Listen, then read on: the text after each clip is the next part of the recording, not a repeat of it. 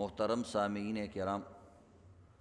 الله رب العزت دی انسان سره ډیره مینه کوي. دیو جن الله رب العزت ډیر زیات نعمتونه دی دنیا کې د انسان د پاره پیدا کړي دي، او دا شان الله رب العزت دی انسان د پاره صرف دا یو جهان نه بل جهان مولا پیدا کړي دی. یو انسان سره ال مدد کولی شي چې هغه مخامخي الله رب العزت چې کله ته ختم شي د دنیا نه یې لاړ شي نو بل جهان کې امتاله نعمتونه پیدا کړي، ان تر دې چې قبر کې الله رب العزت د انسان دپاره خوشحالي پیدا کړي دي. خو هغه خوشحالي موږ او تاسو نه یینو، لکه څنګه چې یو ماشوم ته د مور په خېټه کې هم خوشحالي میلاویږي، خو هغه ته د دنیا د بار د خوشحالو پته نه لګېږي. که هغه ته 1000 بار ته ووایي چې دنیا کې داسې خوشحالي دي، د خوشحالي دي، هغه د هغه ذهن کې نه راځي. ذهن یې شته، دماغ یې شته، خو هغه عزتمندو دا بار خوشحالي د هغه په دماغو کې نه راځي. دقه شان د قبر او د عزتمندو د دې خاورو لاندې هم زندګي شته، خو هغه زموږ او ستاسو ذهن کې کله ناکله نه راځي. خو هغه رب چې چا دا زندګي پیدا کړې د هغه موږ ته وایي چې شته، نو موږ یو شته. او د دې الله رب العزت په قرآن کې مثال بیان کړی دی، وایي تاسو ګورئ نه دا ځمکه مړی او زه چې کوم دی دا ژوندی کړمه او د دې نه ژوندي ژوندي بوټي راوباسم. نو الله موږ ته دا مثال د دې وجې نه ښیي چې ګوره دې ځمکې کې ما د ژوند اثرات پیدا کړي دي، خو تاسو ته نه ښکاري.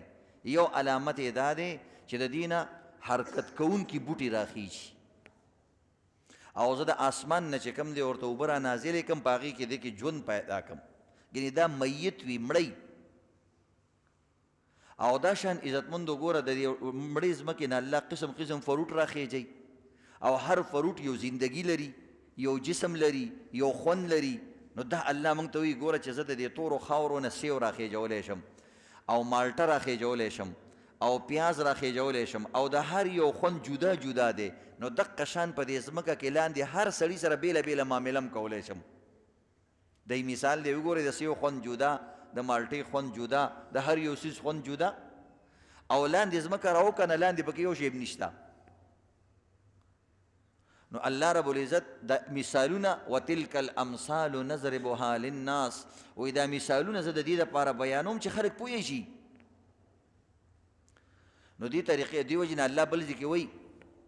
چې د دې اانتم تزرعونه ام نحن الزارعون، وایي د دې ځمکې نه تاسو فصلونه راپورته کوئ که زه راپورته کوم؟ زه راپورته کوم. ته تخم واچې، تا ته پته نه چې دا به راوخیږي که راونه خیږي.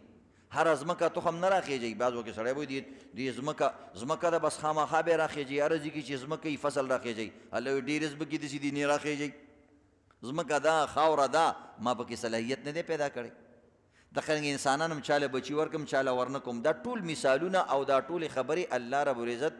د دې دپاره بیانوي چې د دې انسان په ما باندې یقین پیدا شي. دې وجې نه چې چا یقین پیدا شي نو الله رب العزت وی والذین آمنوا اشد حبا لله. اوس دا مینه ناک انسان دی، دا په مینه پوهېږي، دا په اشارو پوه شو چې دا شیم الله، دا شیم الله، دا شیم الله، دا شیم الله. نو بس الله شته او الله له به ورځو، وایي دا محبت والا کس دی، دا په مینه پوهېږي، په اشارو پوهېږي. او دغه رنګ عزتمندو چې څوک نه پوهېږي نو الله وی لهم قلوب لا یفقهون بها، دل دماغ شته خو نه پوهېږي، ړانده دي. ولكن تعمى القلوب، سترګې خو شته خو زړه ړوند دی، نو سوچ د سره نه کوي. او لهم اعین لا یبصرون بها، سترګې شته خو د حقیقت او حق به نه ګوري. لهم آذان لا یسمعون بها، غوږونه شته خو حق به نه اوري. نو او انهم کالانعام بل هم اضل، وایي دا زموږ ما په نسبت باندې د ځناورو نه بدتر دي. ځکه خر خپل مالک پیژني، سپی خپل مالک پیژني، پیشو خپل کور پیژني، مالک پیژني، او دا ظالم ما نه پیژني. دله مې ورکړو، د ده نیکله مې ورکړو، د ده غور نیکله مې ورکړو، داسې ورپسې زه آدم علیه السلام پورې چې یو کس ماته وښیه، هر چاله مې ورکړې ده. هو الذي خلق لکم، الله تاسو دپاره مې پیدا کړې ده. والذین من قبلکم، او زوړ حساب کتاب را روان دی، ستا خو یو ټایم نه خوراک نه کې، ته لږ حساب وګوره، ستا خاندان کې څومره خلک تیر شوي دي. او چې داسې بره ځي نو بیا دا نور خاندانونه موږ سره خپلېږي بیا چې بره ځي نو نیکه دې ټول یو کېږي نو ټولو مې پاللي ستا تربوران مې پاللي دي ستا ماماګان مې پاللي دي د هغوی خپلوان مې پاللي دي هغوی چې چېرته رشته کړې د هغه مې پاللي دي بلکې دا سکې چې داسې بره ځي نو د انګریزان او د هندوان او د سیکان دا ستاسو مخکې په آدم علیه السلام ته چې وررسېږي خپل کېږي دوی مې هم د سره پاللي دي نو د دې وجې نه ساده ساده مثالونه الله بیانوي والذین من قبلکم لعلکم تتقون و چې تاسو خو هم لږ ځان بچ کوئ که نه ما درته ویل چې آخرت کې به ګوره عذاب دله در کومه نو هغه قیسونه به ځان بچ کوئ عقل مې در کړی دې وجې نه امام ابو حنیفه رحمت الله علیه وایي که یو سړی په غر کې پیدا دی دا به په الله ایمان راوړي نو ته پیغمبر ورغلی نو ورته کتاب ورغلی دی نو الله رب عزت وایي دا عقل ما یو کتاب پیدا کړی دی نبی علیه الصلاة والسلام نه یو کس تپوس وکړو چې یا رسول الله یو ځای کې موږ ته کتاب الله نه د الله کتاب نه حدیث نه موږ به څه کوو وایي استفت قلبک وایي د دې زړه نه فتوا تپوس کوه وایي دا درته فورا وایي ته ګوره کله نه کله موږ ته وایي دا کار مه کوه خو درته ویلې که نه چې لکه انډیکیشن اشاره یې درله درکړه دا کار نه د کولو کار دی یا چې کله موږ یو کار وکړو زړه م خفه شي نو پته لګېږي دا دې ناروا کړې ده مناسب کار نه و او دې کړو سترګې دې پټې کړې نو الله رب العزت دا انسان ته داسې اشارات او داسې څیزونه پیدا کړي دي کله وله خوب کې راشي نو دې وجې نه الله رب العزت بل آیات کې وایي افحسبتم انما خلقناکم عبثا وانکم الینا لا ترجعون ای زما بنده دومره قیمتي څیز او په یو څیز باندې دومره څوک خرچه وکړي ځمکه اسمان هر څه مې دله پیدا کړه نو تو سوچ کې چې ته به هسې ابس شی پیدا او ته به ما ته واپس نه راځي په خپله د خپل زوی سره د روپۍ حساب کې ګاونډي ته 1 روپۍ نه پرېږدي حساب ورسره کې نه دا مې ته ګوره در واوړې ده که راکې نه راکې خو دا مې درته پاتې شوه یو بل سره د زری حسابونه کوئ د روپۍ حسابونه کوئ حالانکه ګټه دې تې کړي نو ما تا نه څه کړي دي ښځه ستا ما ته څه ګټه ده تا ما له څه راکړي دي او موږ به الله له څه ورکو کیا پدی اور کیا پدی کا شوربا څه به چتې او څه به د چتې خوروا موږ به څه یو زموږ عبادتونه به صحیح موږ به څه یو زموږ منځونه به صحیح او موږ به څه یو زموږ ذکرونه به صحیح من آنم کې من دانم موږ او تاسو کې هر یو سړی خپل ځان ښه پېژنو چې موږ څومره اوبو کې یو موږ د دنیا د عبادتونه هم ګورې لالچ کې کوو کم از کم دا لالچ خو هم دی که نه چې جنت به الله راکوي دا هم لالچ دی بزرگان وی الله وی دا د الله حکم دی که جنت درکې او که نه درکې خو د الله مهمان خانه ده که درکې درکه که نه درکې خو ستا حق نه دی او دا بندگی په تا باندې د الله حق دی نو دا به ته کې او د الله رضا کول په تا باندې لازم دي څوک چاله داسې بدله ورکوي څوک دا انسان ښه انسان ګڼي چې څوک چا سره ښه وکړي او دا د یو سره بد وکړي دا د دنیا په یو قانون کې هم نشته دا د سپو په قانون کې هم نشته ته یو سپي ورکوټې کوترې راونیسه هغه له لږ پی ورکړه د هغې مور به راشي هغه به تا ته چې کوم دی لکۍ خوځوي هغه پوهېږي چې د انسان زما دې بچي سره ښه وکړه خنزیر راونیسه په ځنګل کې عزتمندو یا په یو ځای کې او هغې ته یو شی کېږده خنزیر به چې کوم دی تا ته څه نه وایي بیا نو الله رب العزت وایي دومره ځان کوږ سترګې کوه دومره ځان خړ سترګې کوه دومره اعراض موږ نه مه کوه او عجیبه خبره ده الله وایي زه په لږ شي خوشحالېږم خو الله ګیله کوي قرآن کې وقلیل من عبادی الشکور بیا هم تاسو کې قدردان خلک ډېر کم دي یا مطلب دا دی هر سړی ښه دی لکه مثلا ایمان یې راوړی دی خو په دې کې شکرګزار پکې ډېر کم دي چې په هر حال کې د الله نه خوشحالي وجه ولې ده عزت موږ د ځان نه غټ ته ګورو نو هغسې موږ نه یو نو شکر راکې نه پیدا کېږي نو زه خو هغسې نه یم که ما سره دا نشته ما سره دا نشته کوم چې صحیح هغه راته ښکاري نه نو چې کله انسان بره ګوري نو لاندې شی درته نه ښکاري چې بره ګوري لاندې ښکاري نه نو او چې کله لاندې ګوري نو بره درته نه ښکاري نو لاندې خلکو ته چې ګوري تاکې به عاجزي پیدا کېږي نو به هر حال عزتمندو الله رب العزت سره تعلق جوړول زمونږ او ستاسو د دې ټولو عبادتونو اصل مقصد هم دا دی چې الله راضي کو ځکه که هر څه دې وکړه او الله درته میلاو نه شو نو ټول څیزونه ضایع شو نو د دې وجې نه الله رب العزت قرآن پاک کې وایي چې دا دنیا ما داسې پیدا کړې ده دا داسې شګوګل شان دی شګوګل ویل کېږي شګو کې که یا سړک باندې چې سړی روان وي تاسو سوچ وکړئ د ګرمۍ کې لرې سړي ته اوبه ښکاري چې هلته ورشي اوبه نه وي د قرآن کې د دې شکل و صورت ډېر مزېدار دی ښایسته الله پیدا کړې ده خو د بوډۍ خو ښکاري د ناوې په شان د دې صوفیاو او پیغمبرانو د دې مثال بیان کړی دی چې دا بوډۍ اصل کې خو شکل د ناوې دی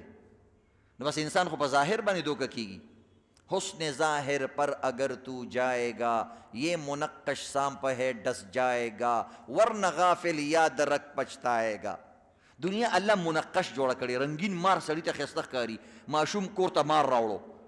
هغه څه پېژنو چې مار څه ته وایي او لړم څه ته وایي او ټک څه ته وایي هغه پټې پټې ته کتل کور ته وایي ډېر ښایسته شی مې راوړو چې څنګه یې دننه راوړو ټولو منډې کړې وایي دا خو مار دی نو منقش مار دی عزتمندو نو که تی په نقشه د وکش وي وړاندې وړو دقه د لټک درکوي ورنه غافل یاد رک پچتائے گا بے غافله بیا به ورته پته ولګي دی وجې نه سرکشي به نه کې تکبر به نه کې الله وي د خاورو نه پیدا یې منها خلقناکم وفیها نعیدکم ومنها نخرجکم تارة اخرى هم د دې نه مې پیدا کړی هم دې خاورو ته به ځي چې هر څومره ټوپونه ووې انک لن تخرق الارض ولن تبلغ الجبال طولا نه دا ځمکه شلولی شي که تکبر وکړي او نه غرونو سره ډغرې والی شي څه به وکړي د غر سره ډغره و خپل سر به دې ماتېږي نه غر ماتولی شي نه ځمکه ډېر ټوپونه ووه دې ځمکه باندې وایي د دې ځمکې دومره ځای هم نه شي سوری کولی نو څه ټوپونه ځلوې یو سړی یو ځای کې څه کار وکړي څه فایده خو وي نو تا څه فایده وکړله نو ته هېڅ هم نشي کولی نو دې وجې نه تکبر مه کوه سرکشی زیر فلک زیبا نہیں دیکھ جانا ہے تجھے زیر زمین جب تجھے جانا ہے ایک دن بالیقین چھوڑ فکر این و آ کر فکر دی وی فلک نه لاندې ته خو ما لاندې پیدا کړی ستا نه بره غټ غټ څیزونه شته دی سرکشی زیر فلک زیبا نہیں سرکشی د فلک نه د اسمان نه لاندې تا سره خوند نه کوي که ته د اسمان نه داسې غټېدی شي نو بیا وایې زه د اسمان نه غټ یم نو که د دې اسمان نه مې راباندې یو کاڼی راغوزار کو په دې سر باندې که نه نو سر به دې ماتي درته څه وی یو سړي ویلې دا هندواني لاندې ولې نه کېږي هندواني بره ولې نه کېږي په هغه کې یو سړي ویلی چې د هندواني بره بوټي کې ولې نه کېږي او د امونه لاندې ولې نه کېږي هر څیز کې بعض سړی کار لري که نه هر څه کې کاري اوزګار خیلي هر څه کې کاري نو ام پې راپرېوتو نو ګزاره وشوه هلته چې هندوانه پې راپرېوته څه ټیم ماتو نه هندوانه پې نه سوچ وکړو که دا هندوانه وی نو سټ خو مې ماتېدو نو هر څیز کې به کار نه لري بس خوراک کا بس د الله د رضا کوشش کوه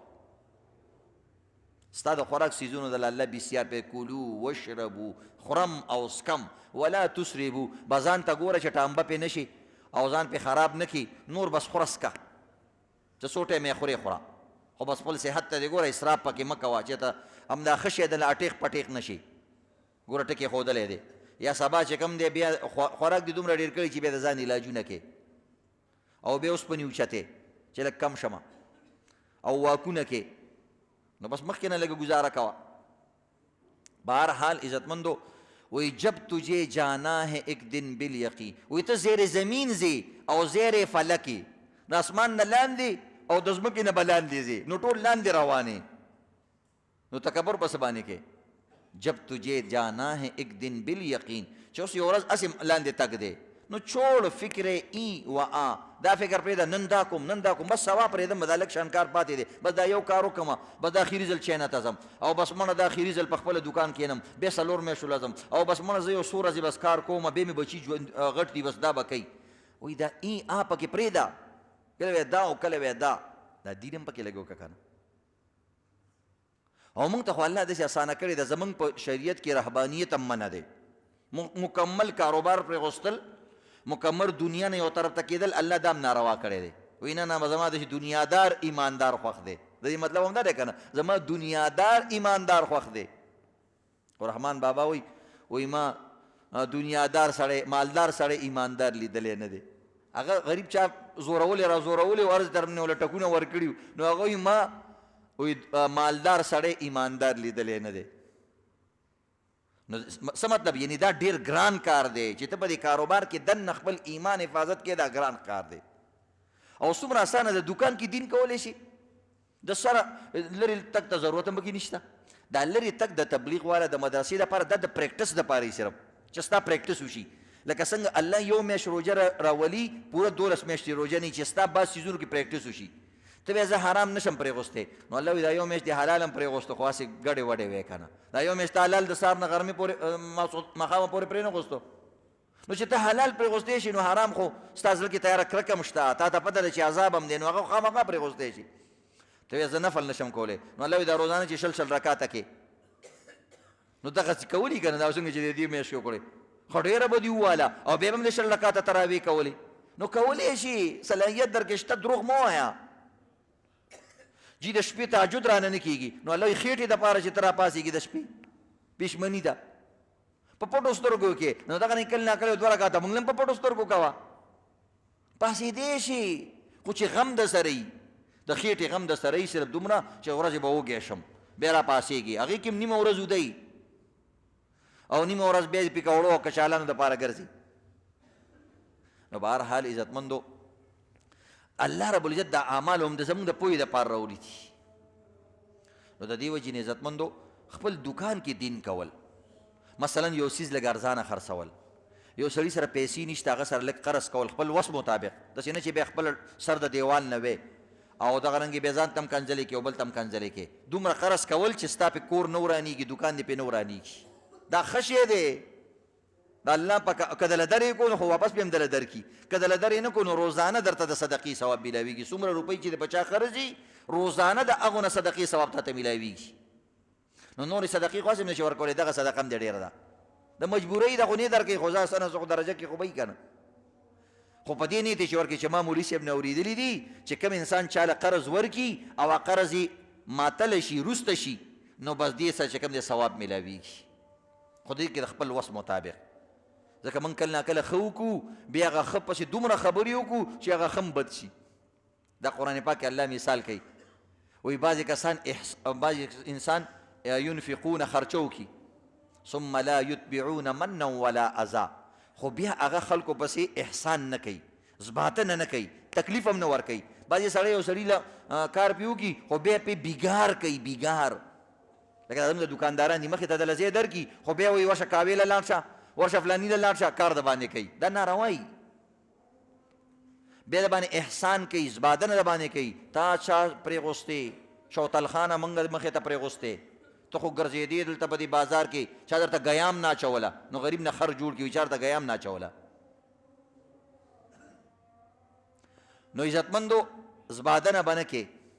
مالای څوک چې زبادنه کوي د دې مثال داسې دی کوم انسان چې زبادنه نه کوي ښه کوي وایي د دې مثال داسې دی لکه تخم چې واچوي په یو فصل کې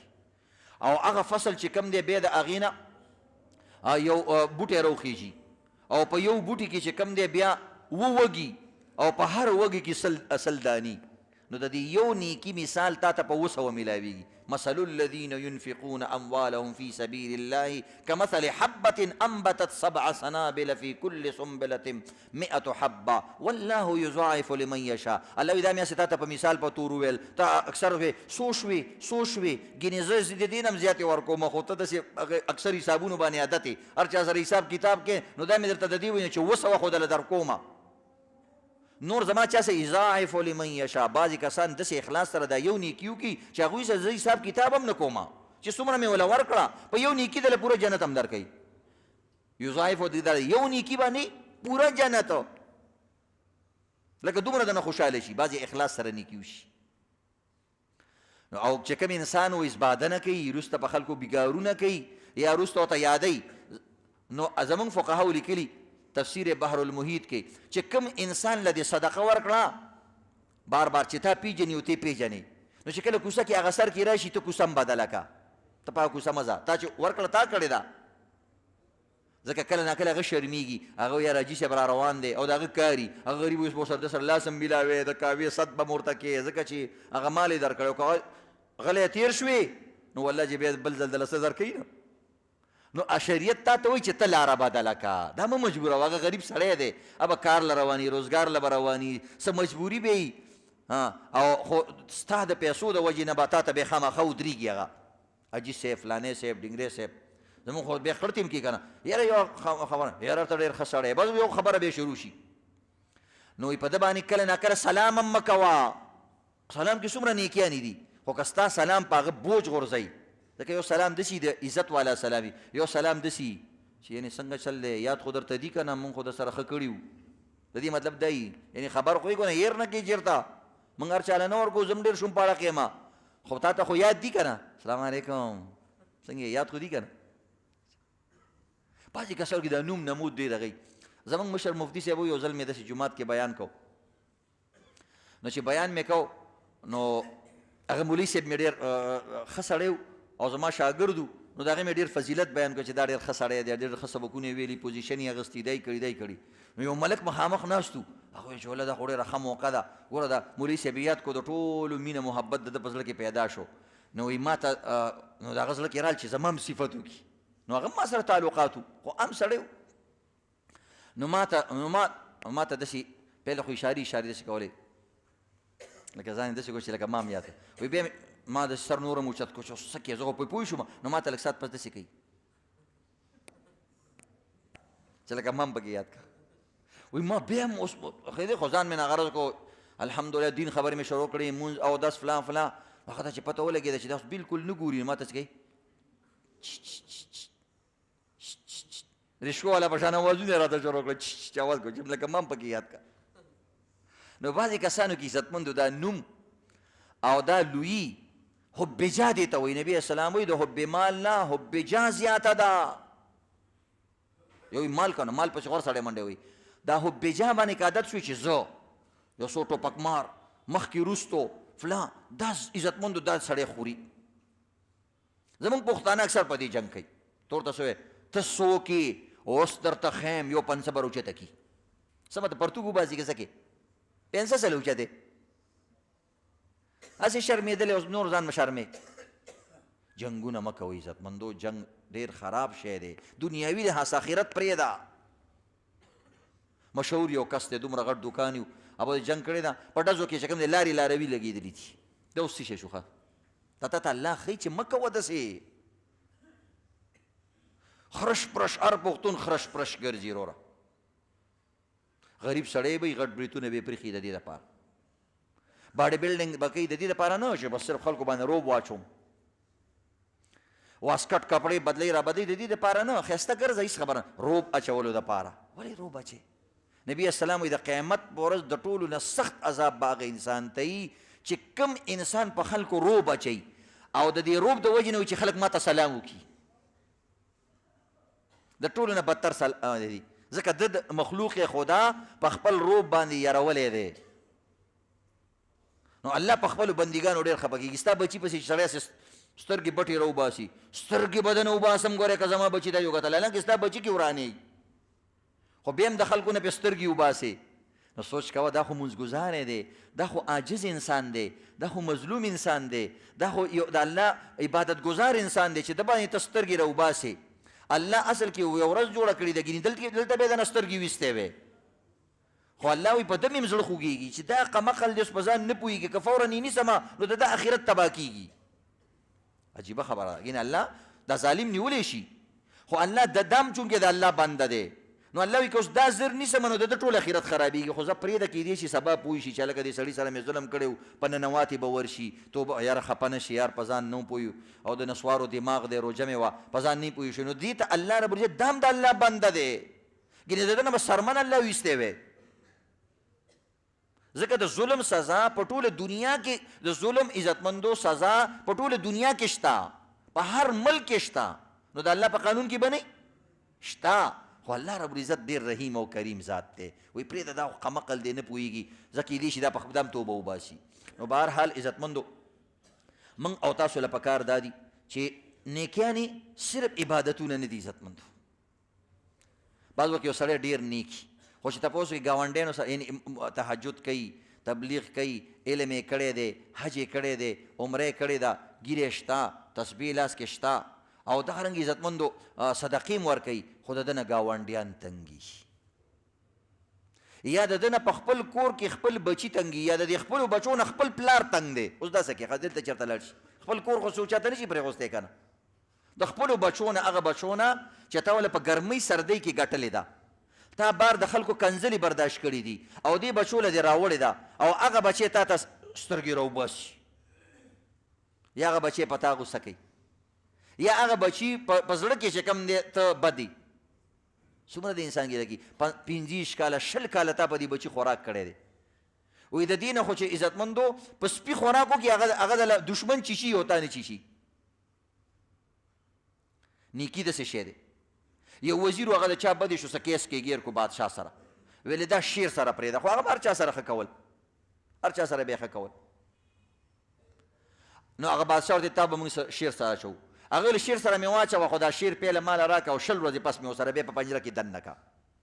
نو هغه به روزانه هغه له غوښه ورکوله پۍ به یې ورکول څیزونه به یې ورکول بیا ویله زه شیر سره مې دننه کړه چې پنجره کې یې دننه کړو هغه شیر چې کوم دی د هغه سړي په خپو کې کېناستو.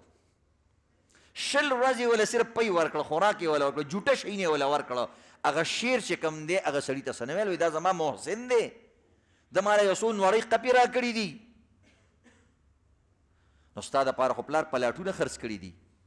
ستا دپاره پلار چې کوم دی د خلکو کنځلې اورېدلي دي. دا نیکان خلکو ته کنځلې کوي دا قرضداري خلک د ګریوانونو نه نیسي او دنیا کې هر سړي قرض کړی دی ردې بدې خلک اوري. نو د دې وجې نه عزتمندو موږ له پکار دا دي چې د یو بل خیال ساتو. نو صرف عبادت دا هم عبادت دی معاملات هم زموږ عبادت دی. نو دې ټولو څیزونو کې عیسی علیه نبي علیه الصلاة وسلام باره کې راځي وایي دا ډېر سخي و خو په روژه کې به د ده سخاوت نور هم زیات شو. کریح مرسله وایي داسې لکه هوا چې چلیږي داسې به د نبي چې چا به ورته څه ویل بس ورکول به هوا دا نه پېژني چې دا سپین دی که دا تور دی که دا ښځه ده که دا نر دی که دا کافر دی که دا مسلمان دی. هوا په هر چا باندې لګي. د ځان نه باران جوړ کا د ځان نه هوا جوړه کا په هر چا لګېږي. باران دا نه ګوري چې دا د پیر کور دی که دا د فقیر کور دی په هر در باندې وریږي. نو د ځان نه داسې او الله رب العزت هم خپل ځان د خپل تشبیه باران سره ورکړي زما نعمتونه داسې دي لکه باران په شان راوریږي. نو بهرحال یو سړی عزتمندو هغه ډېر کاروباري او ډېر الله والا صوفي یو الوګو د هغه سره تعلقات وایي روزانه به مې وسارو سره واکینګ کوو. و یو ځل راته د چی او ستو کو چې راځه کور ته ځو چې لاړو یو غټه لایبرري وه قرآن تفسیرونه د حدیثو کتابونه د صوفیو کتابونه او لیکل به م کول خپل نوټونه به م لیکل. وایي ما ورته چې ماشاءالله ته خو ډېر زیات نیکي کې او ډېر کارونه کې د خپل ژوند یو عجیبه شان قصه راته وکړه. وایي ما ته چې دا ټول کارونه کوم په دې ټولو کې خوند شته په تلاوت کې خپل خوند دی او په دې ذکر کې خپل خوند دی د دې اولیاو واقعات ویل په دې کې خپل خوند دی هر یو څیز کې ډېر لوی پند او نصیحت دی. خو ما ته چې د ټولو نه زیات سکون په کومه نیکي میلاو شوی دی هغه یو بله نیکي وه. وایي ما ورته ویل چې څه نیکي وه. هغه یو ځل داسې په لار روان وم مخکې یو ماشوم و وایي ماشومه سپلۍ ډېرې زیاتې شلېدلې وې ډېر غریب و. وایي ما هغه ماشوم ته اواز کړه چې بچیا دا سپلۍ دې څنګه شلېدلې دي پلار دله سپلۍ نه الي. وایي ما ته وایي چې نه زما پلار مړ دی او زه د خپل کور په خپله پالمه نو که ځان له سپلۍ المه نو بیا کور ته چې کوم دی د خوراک بندوبست نه کېږي. نو بس سپلۍ دې شلېدلي دي بس وخت پکې تېرېږي ګزاره پکې کېږي. زه چې کومې پیسې وګټمه هغه د یتیمانانو خویندو باندې خپل مور له بس خوراک سکاک پکې چلیږي. وړوکی ماشوم یم دومره پیسې خو څوک نه راکوي. هلک له به سړی 500 ورکړي یا چې زر هم ورکړي نو زر باندې هم کور نه چلیږي نن سبا. بس وایي خپل کور دنده چلو او به نور پکې څه نه کېږي. وایي ما هغه ماشوم راونیولو وایي هغه له مې چې کوم دی په یو دوکان کې ښایسته سپلۍ یا بوټان واغسته. وایي سړی ډېر خوشحاله شو. وایي چې زه ترې روان شوم نو وروسته راپسې رامنډه کړه د دې خپونې یې ونیولې ما په ژړا شو. وایي ما ورته ویلې ولې بچیا. وایي ما ته وایي چې ته الله یې مړکې ماشوم دی غریب نه دی که نه. وایي ما ورته ویل چې نه بچیا زه خو یو عام ګنهګار یو کمزوری بنده یم. وایي بیا به د الله ولی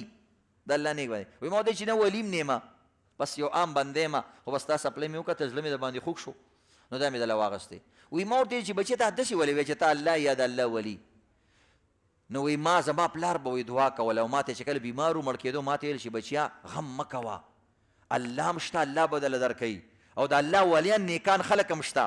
هېڅ پروا ونه کړي او خپل کار روزګار کوه او الله به دې ساتي یا د الله نیک بندګان شته هغه به دې ساتي. نو ما ته مې پلار دا ویلو چې الله به دې ساتي یا د الله نیک بنده به دې ساتي. نو یا به ته الله یو یا به د الله یو نیک بنده. وایي ما ورته چې زه د الله بنده یم نیک هم نه یم د الله یو بنده. وی په دې خبره باندې د دې ماشوم په دې خبره باندې او په دې خوشحالۍ باندې چې زما زړه ته څومره سکون میلاو شوی دی په نورو نفلي عبادتونو باندې چېرته ماته نه دی وی د دې ماشوم په دې خبره باندې چې ته الله یا به د الله نیک بندی ځکه ماته مې پلار ویلو چې الله به دې مدد کوي یا د الله نیک بندګان وی په دې خبره باندې چې ما دله سپلی واغستې او دا خبره یې وکړله او زما زړه ته څومره سکون میلاو شوی دی دومره ماته په نورو نفلي عبادتونو باندې چېرته نه دی میلاو شوی نو انشاءالله داسې کارونه به یو بل سره کوو که نه ګون د الله بندګان دي الله یې ساتي عزتمندو خو که الله ته ذریعه جوړه کړې نو دا هغه ته مه ګوره چې ده باندې الله رحم وکړو الله په تا رحم وکړو جنت ته دې بوځي هغه څه د الله خپل حساب کتاب دی چې هغه باندې به څه کوي که هغه ګناهګار دی هغه کمزوری دی خو ته پې الله وبخلې ځکه ته د هغه دپاره ورکړې ذریعه جوړه کړې او په جنت کې یو خاص دروازه ده په هغې باندې لیکلي باب الصدقه د ورکړې دروازه موږ صرف د مونځ په دروازه نه نوځو بل نو یو مونځ هم ګډوډ دی نو که د مونځ د حساب شروع شي یا لکه دا مونځ خو ټول ګډ لوی الحمد دله نه درځي وړه الحمد دی غلطه ده او دا نور او سوچونه چې پکې کول بیا به کیسه او صدقه بس چټ پټ کې د سیکنډ کار دی ورکه والا کیسه ختمه په سبا باندې سړي نه ایرمي نو د دې وجې نه عزتمندو د جنت اته دروازې دي نو په دې نورو دروازو باندې کوشش ذکر دروازه ده د صدقې دروازه ده د صله رحمۍ دروازه ده په دې دروازو باندې د تک ضرورت پکار دی یو بزرګ یو ملګری وی یو ځل یو چرسي وی ما نه سوال وکړو چې هلکه سرګټ دپاره پیسې راکړه چرسو دپاره وی ما ورته شرمېږي نه ته هغې دپاره پیسې الي وی ما ورته چې ګوره غریب ډېر خسته حال و ډېر بېکار وی ما ورته چې ګوره پیسې به درکړمه خو ستا په بچو مې زړه خوږېږي دا پیسې واله او ځان له پسې روټۍ خوراک سکاک وکړه او چې کوم دی او بچو له دې پیسې وسه وی ما ته وی د هغې غم مه کوه وی ما ورته چې ته خو سوالونه کې وی ما ته وی چې د هغې ذمواري الله اخیستی دا غم مه کوه خو د چرسو ذمواري الله نه ده اخیستی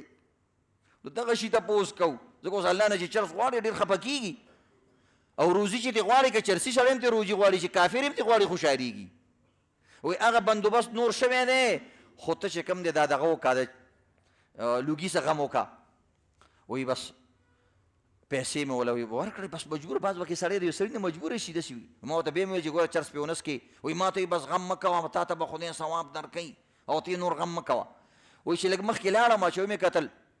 وی یو واده په واده کې یو سړي نوجوانان خو ډېر داسې نیغ پیښ کېږي که نه کارونه خو نشي کولی خو بس هسې د جینکو ده چې کله دا روټۍ موټۍ ورته نه کېږي دغلته دا ډېر نیغ کېږي بس یو خوانچه ترې پرېوتله چې خوانچه ترې پرېوتله نو بس هغه چرسي هلته کېناستو ښه مزېدار هغه خو هغه نه راوچتی بس ښه مزېدار خوانچه روټۍ وه چرګان هم پکې وي کوفتې هم پکې وې چټني به ټول تیار میلاو شوي وې خوړله وایي زه چې پرې تېر شوم وایي ما ته یې ودې کتل ما درته یې نه کړم د رزق وعده الله کړې ده جواب یې م راته نه کوو بیا م راباندې خدای د دې روټۍ وخوړه د رزق راله الله راکوي وی بیا راته وایي چې خبره واوره وی الله سره مې نن سبا تعلقات لل خراب دي نو ځکه یې راله په ځمکه راکړه ده ګینې مخکې به یې راله په برتن کې او ښه مزېدار په خوانچه کې راکوله نن سبا مې تعلقاتو سره خراب دي نو د دې وجې نه راله په دې ځمکه باندې راکړله ګوره د یو چرسي داسې یقین ګناه هر څوک دی عزتمندو چرسي ته به نه ګوري چې دا چرس کي زمونږ بعضې ګناهونه داسې دي چې هغه د چرسو نه هم زیاتې دي ګورې دا یاد لرئ ما نه یو کس تپوس وکړو زما زړه کې دا نه راځي چې دا ګناهګار دی یا دا حقې کېږي که نه کېږي یا مالداره دی خو به چې څوک راته ودرېږي زه یې وله ورکومه وایي دا ښه کار کوم که بد کور ما ښه کار کې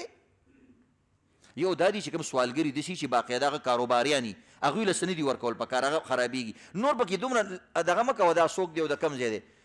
نو ما ته داسې دلیل راته بیان کړه چې دا زړه ته مې سکون میلاو شي چې ته وایې چار چاله ورکوه ما ورته د آسان دلیل دا دی ما تا له الله هر څه درکړي دي که نه ویل هو ما ته 100% ولی د الله وایي نه زه خو ډېر ګناهګار یم نو ما یې سوچ وکړه که نه تا له الله هر څه درکړي باوجود د دې نه چې هر کار دې کړی دی نو تم پکې دا مه ګوره چې دې سړي هر کار کړی دی که نه کار یې ته هم هر چاله ورکوه موږ هر څه کړي دي بیا ما له الله راکوي تی مالدار چاله 2 دوکانه چاله 3 دوکانه اوس پکې موږ دا ګورو دا داسې دی دا فلانی دی دا ډینګری دی دا داسې دی دا داسې دی نو ته خپل ځان ته مې حساب کتاب وکړه که نه ته څنګه د دې ټولو ګناهونو باوجود الله رب العزت دله درکړي ټیم پوره شو نو بهرحال عزتمندو یو بل سره چې کوم دی کومک کوئ او یو بل سره اخلاص کوئ او په یو بل باندې بدګماني مه کوئ او دغه رنګ عزتمندو وړې وړې نیکیانې کوئ خو خصوصا عزتمندو جنګ جګړې په دې رمضان کې پرېږدئ لږ صبر وکئ که نه ته وایې په صبر به څه میلاویږي وی بیا خو ما ته خلک دله وایي چې صبر وته کوم دله راته وایي قلاري دې درته وایي دله دې ته نه وایي دله خو هغې ته وایي چې بدکاري کوي د هغه ښځه لور او هغه بد ګرځي دا خو صابر انسان ان الله يحب الصابرین الله صبر کوونکو سره مینه کوي. په قرآن پاک کې او په حدیثو کې د اکثرو نیکانو هغه اجر معلوم دی چې دومره اجر میلاویږي. لکه تا ته صدقه په 200 باندې میلاویږي. او عزتمندو یو عمل داسې دی چې د هغې الله رب العزت وایي چې دا څوک هم کوي یو کسر هم د دې حساب نه کوم، دومره ول ورکوم. او هغه دی صبر. انما یوفى الصابرون اجرهم بغیر حساب. یاد لرئ زما بندگانو، که تا یو مسلمان ته، یو انسان ته، مالدار دی که غریب دی که مظلوم دی که ظالم دی، تا په زړه کې صبر وکړو، وایي زما د قسم وي صابرینو سره زه هېڅ حساب کتاب نه کوم، بغیر حساب کتاب یې وله ورکوم. نو دنیا به هم د الله ښه کړي. د یو صبر د وجې نه به د دوکان وچلېږي، نو د خپل ځان دپاره یې وکړه، د هغه دپاره څه لکې بچو کې به د الله نیکان پیدا کړي د صبر د وجې نه. نو د دې دپاره یې وکړه. مالونه به دې بندي، الله به هغه راوباسي. چرته چې وایي چا صبر کړی، ما داسې انسان خپېمانه نه دی لیدلی چې صبر یې کړی دی او الله د چا خپو کې گزار کړی دی. زموږ د عالمان د قارین وګوره، دوی الله رب العزت یو کسانو سره ډېر ده وکړي، 10 کاله پس راځي خو بیا ترې معافي غواړي. 10 کاله پس راځي خو معافي دې غواړي. داسې هر یو غریب سړی ګینې د الله نه معافي نه غواړي. ته به ورکې یا الله څوک و که نه ما به ورسره ظلم کړی، فلانې کړی، ډنګرې کړی. نو انشاءالله دا وړوکي اعمال به ټول کوو که نه، الله دې عمل کول توفیق راکړي. اذان وکړه.